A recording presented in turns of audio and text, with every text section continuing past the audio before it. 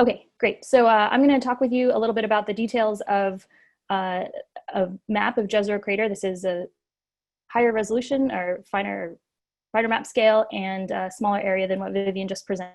This is an effort that we've worked together within the Mars 2020 science team. So if you go to the slide. Some of you are probably aware that the MSL Curiosity team did a similar effort. They started theirs 50 days before landing when we realized on the team that previous map efforts had basically mapped the entire area that was included the Curiosity mission in one unit. And we were needing more detail to help guide our selection of waypoints and campaign locations for the Curiosity rover. And so following on this effort that Curiosity carried out, we wanted to carry out a similar effort for Mars 2020. So if you go to the next slide, but we wanted to give ourselves a little bit more time. So we started a year and a half before landing, and that's been very helpful for us. So our goal was to produce a high quality integrated photogeologic map of the Jezero ellipse and surrounding area produced by the 2020 science team.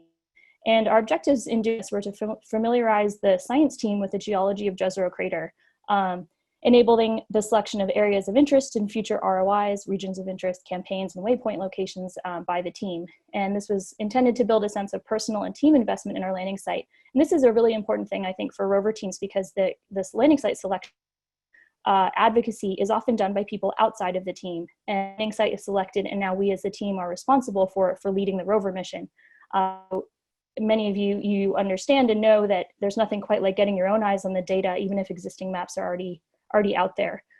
This was also a good kind of team building experience, working together towards a common scientific goal and helping to see discussions related to hypothesis development. So this mapping effort served a scientific purpose, but also a sociological purpose as well for the team. So if you go to the next slide.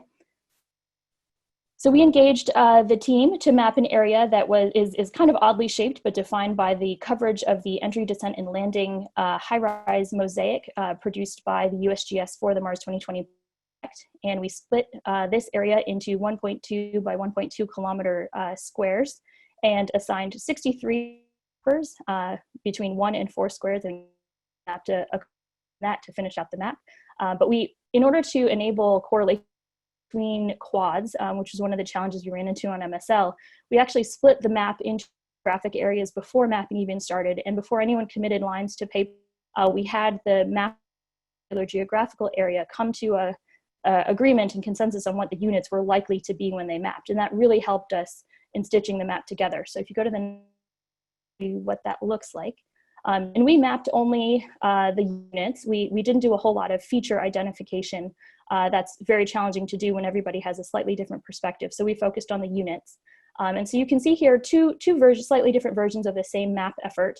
The one on the left is basically the kind of as we saw it, as we mapped it, that has really highlights the surficial deposits as kind of separate units. What you'll see on the right side are basically the bedrock geology with those surface units showed in stipple patterns. And so that's the result of our project. And I think it turned out really well, and the correlation of across quads went a lot more smoothly, I think, than the MSL effort. So if you go to the next slide, and this is the final slide.